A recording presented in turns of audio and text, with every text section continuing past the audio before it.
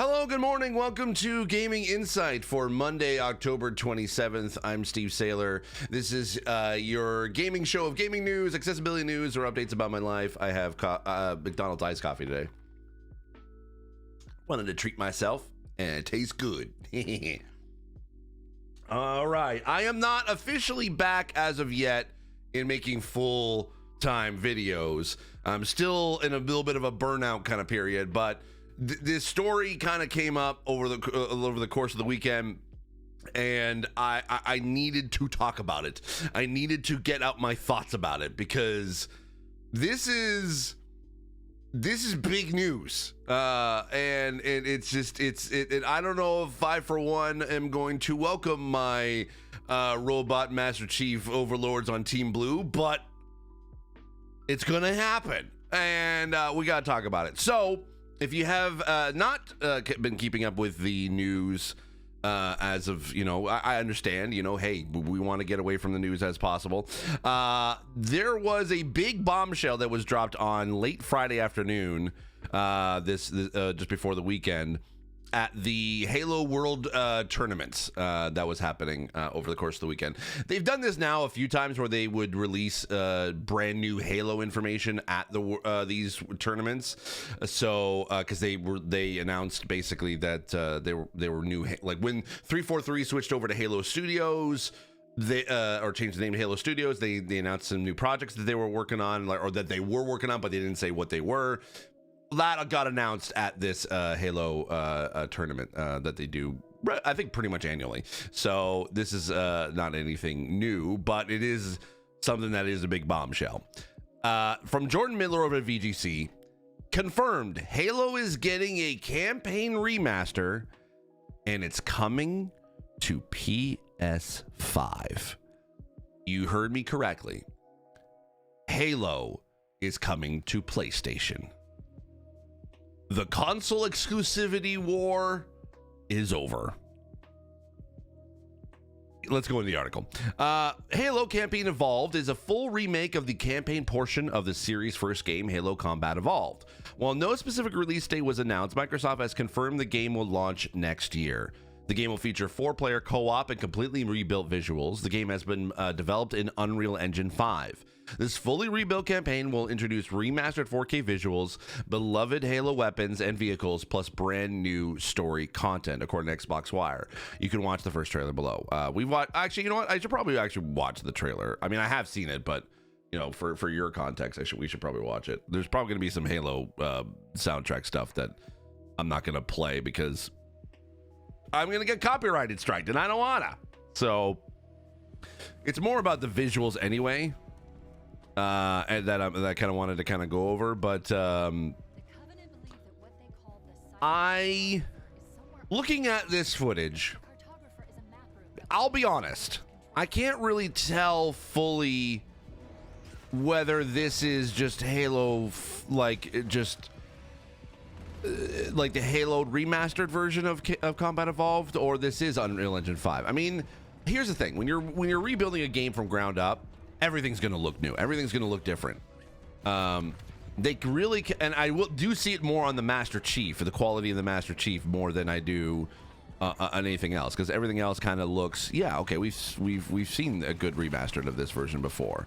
So, I mean, the quality of the character animations are good, and they're using apparently the base character animation that the original Bungie team did for this. So they reuse a lot of the original assets to kind of like remaster it, including they've also re-recorded some of the original lines with the OG cast. So that is really cool. This is actually not really even just a trailer. This is actually this is a 13-minute gameplay demo. So we're not going to play it fully, but you can kind of see, to me, it honestly looks very bland. Not going to lie. I mean, this is probably this is the most famous level that you could probably play in Halo. So this is the level that, if you were to put out what the game could look like and feel like, this is the level that you would want to, including trying to be able to the introduction of getting into the Warthog. Well, actually, look at the visuals again.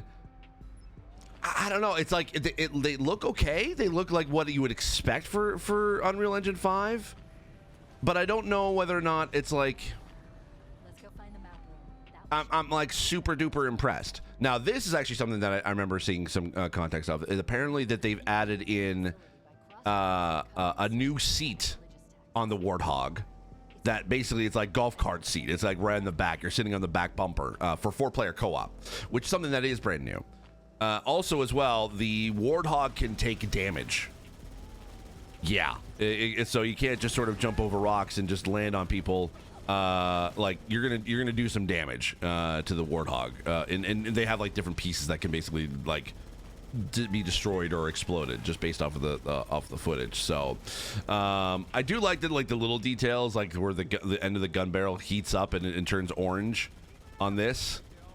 And it kind of stays there for a minute, like that's like as it cools down. That's pretty. That's a cool detail. I like again. It's just like I look at this and I'm like, because I just finished playing this, not super recently, but like I'm gonna mute the sound for a sec. I replayed this not super recently, but I played this with my brother. We played through the entire campaign. And I mean, it looked good even then with the remastered version. So again, it's not to say that I don't think that this game is not like, if you look at the I'm looking at this and be like, this game looks awful.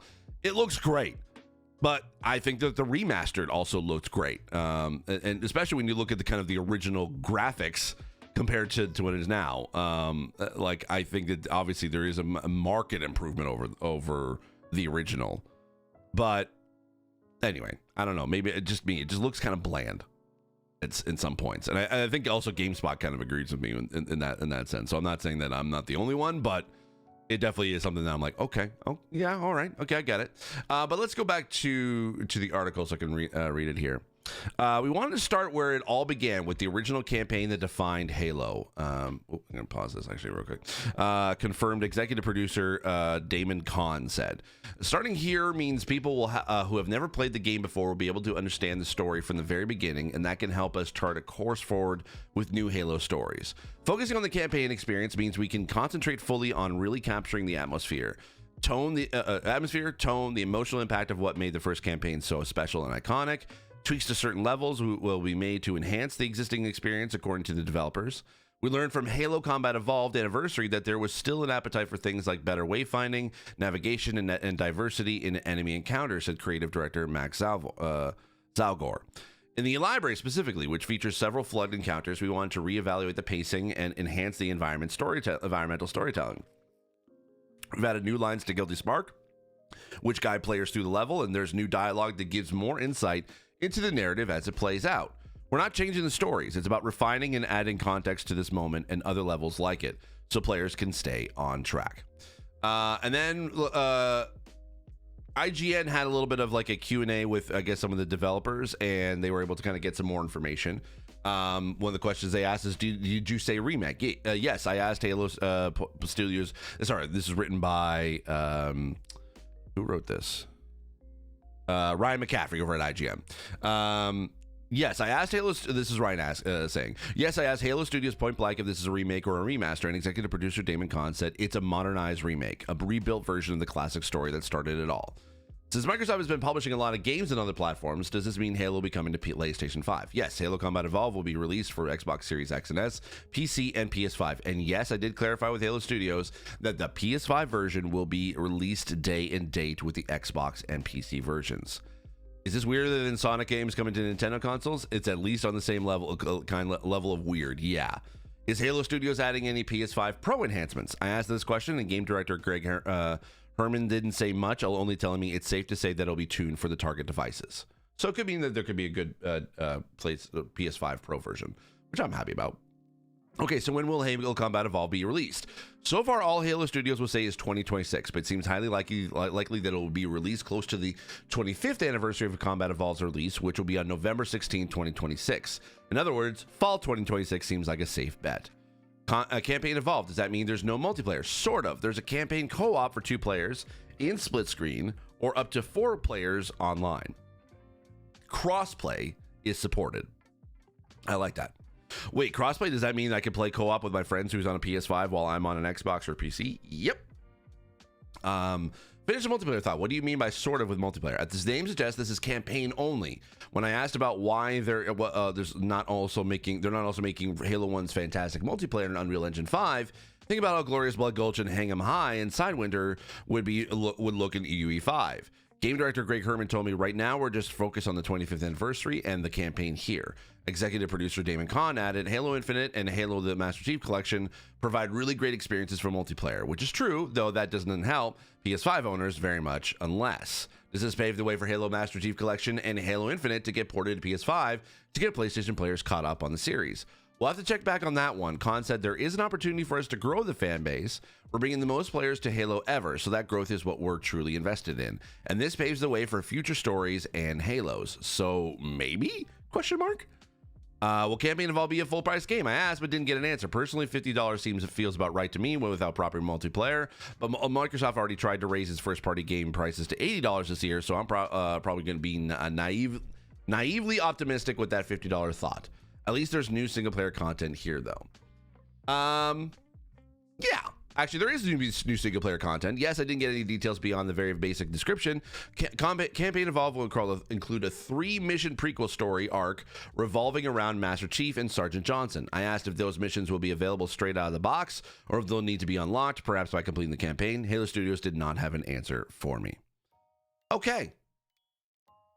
We got a lot of information here. But I think the biggest one that I think what's on a lot of people's minds is definitely the aspect that Halo is coming to PS5. Now, I have some thoughts on that. And here's the thing. Halo was probably the first game I ever completed and rolled credits on when I played it back on my original Xbox, which is back here, by the way. My original Xbox that I've had since 2001, 2002 is right there. And Halo was the very first game that I ever played. Not very first game I ever played. Very first game I ever completed and rolled credits on. And I even remember at one point during the pandemic, now this is before all the political aspects came into play, but Marty O'Donnell, the composer of the Halo theme or the Halo soundtrack. We were in the, remember when there was that I'm blanking on the name now. There was an app that basically you could be able to kind of get together and basically just kind of just chat, and it was sort of like a, oh god, why am I blanking on the name of the app now? I'm so the coffee hasn't kicked in yet. Anyway, there was an app that basically a lot of game industry folks kind of came in, and that's how I got to meet some folks from Xbox and PlayStation and EA and just get to know the gaming community, and it was really, really cool to be a part of. And I remember mentioning and Marty O'Donnell was in this chat, and I remember we were all kind of chatting and reminiscing about Xbox because it was going to be the 20th anniversary of Xbox. That's soon. It was like I think that year, so it might have been 2021 when we were doing this. But we were chatting, and I was telling that Halo meant so much to me, because there were some people that were in the original days of Xbox that were on this call, including Marty. And I said Halo was the first game I ever completed roll credits on, and that was something that was I was very proud of because of my disability. And that kind of it started to end the evening. And Marty basically, before we kind of ended it, he goes, Steve, this is for you. And he was on the call, and I guess he just turned over or rolled over to his side, and he started playing the Halo theme on piano right then and there and live in the in the room. And I will remember that for the rest of my life. Like, that was a highlight moment. Now, regardless of what you think of Marty O'Donnell's like political views and stuff like that, I get it. I understand. But that meant the world to me at that moment. And I was very, very so that's why Halo to me is a huge deal. You can't see it. Like, there's a Master Chief statue right there. Right above it is my original Halo 2 poster that I've had since college. So literally, I'm going on 15 years now at this point. 15, 20 years. I think I probably even had this when I was still living in like back at home. And it's so again, Halo is very important to me. Am I upset that Halo is coming to PlayStation? Yes and no. I say yes, that I'm very happy because it means more players can finally, who have never had an Xbox, who have heard about Halo, they want to play it. Great. That I love that. I love when more players can be able to jump in and recognize how good of those games that on Xbox that we had. And I say no, not in even the negative aspect of being like, I don't think that this is a bad decision. But it is sad because it means that the era of exclusive games are over. And not to say that I need, like, I was very, like, I'm very upset about that in that way. Like, that basically means that the console wars essentially are kind of over. I'm not even upset about that either. But it is sad to say that basically, the big franchise, the biggest, like, mascot for Xbox, which was the Master Chief, which is Halo, is moving to PlayStation. It's like even Ryan's kind of alluded to this or kind of joked on this. Is it as weird as like seeing Sonic come to Nintendo? Yeah, it kind of is. Is it as weird as say like Mario coming to PlayStation? Yeah, it kind of is. It feels awkward right now. It feels awkward to say that Halo, the biggest flagship on Xbox's library, is coming to a rival console, and people may even see this as the thing I'm sad about is that people are going to see this as a PlayStation victory, in that they finally, like, the PlayStation finally won. And I don't even think necessarily that they won. In a way, the players have won because they get to be able to have access to this to Halo and potentially other future releases and all the previous Halo games on PlayStation. Seeing that on there is great. I think and a lot of people sort of predicted this kind of going back a couple years. Some of my friends even predicted this we'll go back for a couple years. And it's not to say I didn't believe them at the time, but I was like, wow, that's a nice thought. I don't know when that'll happen, but it's a nice thought being like, okay, yeah, I could see that potentially happening. I just didn't think it was going to be in 2025. Let's just say that. Or technically 2026 because it's coming out next year. So, and the reason why I'm a little sad about the exclusivity aspect was it meant like, because anytime that anyone had asked me, Steve, what kind of console should I go for? This is back in the day, not necessarily as recently now, but there was the question that I used to get, what console should I get? Nintendo, PlayStation, or Xbox? I even get that same question in regards to accessibility. Which console's more accessible? PlayStation, Xbox, or Nintendo? And I always would say, first off, take a look at the games you want to play on each platform. Make a list of all the games you want to play, and then cross off the ones that are basically that are cross-platform, because you can be able to get that anywhere. And then look at the exclusives on each of those consoles. And the more you have on whatever list, that's the console you should get, because it means there's more games that you want to play on that particular console. Okay. And I used to say a thing about accessibility. Whatever accessible game, like, make a list of all the accessible games you want to play, cross off the ones that are cross-platform, and then figure out and see what exclusives are on both PlayStation, Xbox, or Nintendo. And I, like, that was the way to be, like, that's how you should tell people, like, help people decide on what console to get. Now, Xbox is out of that equation, because now everything is coming to from Xbox is pretty much going to be coming to PlayStation. So it means that if there was to be a new console generation, which supposedly Xbox is making, which supposedly PlayStation is making, and Nintendo just released their newest one on the Switch 2, it generally means that I probably would suggest getting a PlayStation, because more than likely Xbox games are going to be coming to PlayStation at some point. Does that mean that PlayStation is going to break ranks too and basically release stuff on Xbox? They kind of already have. They're just a little bit like a few years behind, whereas Xbox was like, no, let's do this now. I do believe now basically the dam has been broken, and I think that at some point we potentially might see The Last of Us on Xbox. It's possible at this, like anything's possible at this point.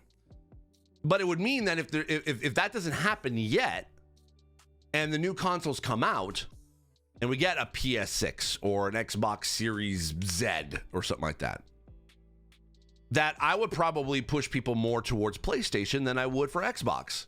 Because games are going to come out on PlayStation anyway. Then you have the best of both worlds. You have PlayStation games and you have Xbox games. So it means that PlayStation is going to potentially win on the hardware front than they are on the software front. Because right now, Xbox is the biggest publisher on PlayStation right now. With all the games they've been releasing, they are the biggest third-party publisher. So we definitely are seeing the end, I think, of Xbox relying on their hardware. And this is not a bad thing either.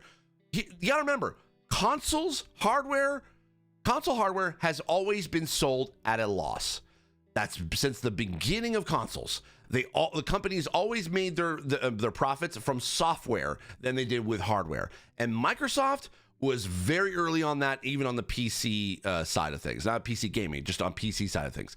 They made more money selling Windows than they did ever selling any actual hardware. And that's been the same story, same tale as old as time, as far as computers is concerned. When you sell just hardware, unless you're like an Apple or like, I think actually no, Apple is probably the only close comparison, because they make both the hardware and the software. They were floundering for quite a bit. Basically, Microsoft had Apple's lunch for a while, and then basically it took Steve Jobs coming back to be able to kind of reinvigorate the Apple ecosystem and basically create the juggernaut that it is today. So, but this is still out of Microsoft's own playbook. They realize that software is where the money is, and hardware isn't necessarily where the moneymaker is. So they just reverse their model. They're still going to sell them hardware, but the software is going to come first. And that means that software is going to be sold multi-platform, and that includes PlayStation. So you may bemoan that Xbox is going third party, and yes, I am sad that basically we're not going to have the competition of hardware. Like, we still probably will get like a decent hardware from Xbox, but it won't be their core part of their business. Their core part of their business they are pushing towards is Game Pass and software. And this basically just kind of puts that final, not to say nail in the coffin, but that final stamp on that passport that Xbox is officially going to be on multi-platform from here on out. And people may say that as a PlayStation victory. People may see that as an Xbox loss. I don't. I think this is just the way that the industry is kind of moving towards. And I do believe that PlayStation will follow suit not too long from now. They may not. I don't know if Sony basically decides, no, hey, we're the only game in town as other than Nintendo, so we're just going to keep releasing hardware. We're going to keep releasing stuff because right now they don't have a lot of incentive to basically break out of their console cycle. They have experimented with releasing multi-platform. I think that they're going to see the profits of that, but I think that it's essentially we're going to see PlayStation games coming to Xbox more and more frequently as the years go by. I think whether we see that sooner or later within like the next 2 years or so, whether they're like we're going to see like The Last of Us or God of War on Xbox, I don't know. I don't know when, but I definitely think it's a definite inevitability. It's just Xbox got there first, and that's fine. They're going to see. Here's the thing: PlayStation's going to see how much money that they're making off of Xbox games, and then realize, oh, we could do the same thing on Xbox, and maybe not make as much money. Because PlayStation is definitely has sold more consoles, and they are generally the top selling publisher. Publisher. They sell a lot of games, is what I'm saying. They could see the money side of it and be like, oh, you know what? Hey, releasing it on Xbox might actually bring in more money, and that's a smart business decision. Not a we're just gonna we're conceding the console wars, because console wars this is why the console wars was bullshit to begin with, because eventually it would end. regardless of like who was going to win or not, it was going to end. That's like, so those who are people who are hanging on to that ideal of PlayStation better, Xbox better, Nintendo better, what have you. That was always old. Like, that was always bullshit to begin with, because we knew it was going to end at some point. Maybe not necessarily a lot of people sort of thought of it, or people would agree that was that'd be a hot take like 10 years ago. But it's now inevitable. It's now a possibility. So I think it's ultimately it's going to be a good thing for Halo. It's going to be a good thing for the franchise. It's going to be a good thing for new players to the franchise. They're finally going to be able to play the one of the most beloved franchises of all time. And I am really happy to be able to see new players jump into Halo. And I can't wait for it. I can't wait till next year for the 25th anniversary of Halo. This is gonna happen. Regardless of what I feel about the gameplay and all that, I hope it's accessible as well. I don't know whether it will be. I don't know if they've got a lot of accessibility folks at Halo Studios right now. I hope it is. I hope they've finally been able to at least add some accessibility. Now they've remade it from the ground up. They have that opportunity. I would love to see that happen, but beyond that, I don't know. Anyway, that's gonna be it for me. This is a longer episode today, but I hope that's okay. Thank you so much for tuning in. Thank you so much for watching. I really do appreciate it. Again, don't know whether or not this means I'm going to be back again or not. I'm going to try to be able to figure out a better schedule for me. Maybe not necessarily releasing this on a daily basis, because that's, I think, was what was burning me out a little bit. But maybe at least three times a week, maybe. We shall see. So anyway, thank you so much for subscribing. Thank you so much for liking this video, and I'll see you all soon. Take care. Bye-bye.